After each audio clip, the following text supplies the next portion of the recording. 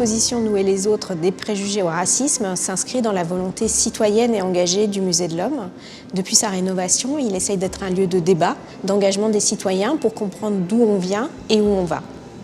L'exposition est née de la volonté de comprendre les mécanismes qui mènent au racisme, de comprendre comment, historiquement, sociologiquement, psychologiquement, nous sommes amenés à, des fois, catégoriser, voire exclure les autres, et comment ces processus, puisqu'on les connaît, peuvent être enrayés. Cet atelier de réalisation de films d'animation dans le cadre de l'exposition Nous et les autres au Musée de l'Homme est né d'une rencontre entre le Musée de l'Homme, Arcadie, le dispositif passeur d'images, et moi-même. Le projet d'atelier public qui est déployé aujourd'hui est né en fait d'un partenariat avec le Musée de l'Homme, et parce que le Musée de l'Homme en fait, avait entendu parler d'un film qui avait été coproduit par Passeurs d'images et Arcadie et qui questionnait la représentation du racisme à la couleur en France. Et puis très rapidement en fait, est née l'idée aussi d'environner cet élément d'exposition par des mini-ateliers, donc de la pratique artistique, et pas uniquement de proposer aux visiteurs finalement de ne voir que des éléments du film de manière interactive, tel que le film est donné à voir au sein de l'exposition.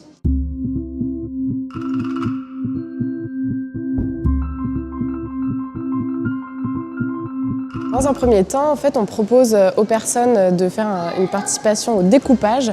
Donc on leur propose des contenus papier en lien avec l'exposition Nous et les autres qui fait l'objet de cette grande journée inaugurale. Et donc les gens peuvent puiser un petit peu dans toutes les ressources qu'on leur propose, imaginer un petit peu le concept de leur film et ensuite préparer la phase du tournage où ils animeront leur papier, leurs personnages, les textes, où ils pourront jouer un petit peu avec tout le contenu qu'ils auront découpé. La deuxième étape, on leur propose en fait de venir tourner leur film, d'animer leur film, qui sera un film en plan séquence. Donc ça veut dire qu'il est tourné, monté, qu'il n'y a pas d'étape de montage. Et ensuite, ils animent comme ils le souhaitent leur film et ils le tournent avec une tablette qu'on leur met à disposition. Troisième phase, ils vont pouvoir regarder leur film projeté sur un mur de l'Atrium. Et ensuite, on diffuse le film également sur la chaîne YouTube du Musée de l'Homme, pour pouvoir rendre visibles tous les films, mais également pouvoir envoyer le lien du film à chaque participant pour que chaque participant puisse s'en emparer et le partager sur les réseaux sociaux. Je ne pensais pas participer à l'atelier, je pensais juste regarder ce qui se passerait. Et finalement, on s'est assises et en fait, on s'est amusé comme si on avait 7 ans. Voilà.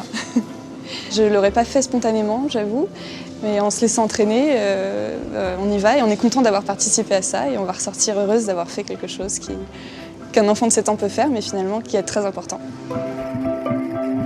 Que non seulement les gens sont contents de faire des films, mais en plus ils apprennent quelque chose sur qu'est-ce que c'est qu'un film, comment on donne du sens à une image, comment on peut créer du sens. Et là, comme on est sur une thématique précise qui est les préjugés, le racisme, du coup c'est l'occasion pour les gens de construire un discours, si on peut dire, mais sous forme audiovisuelle.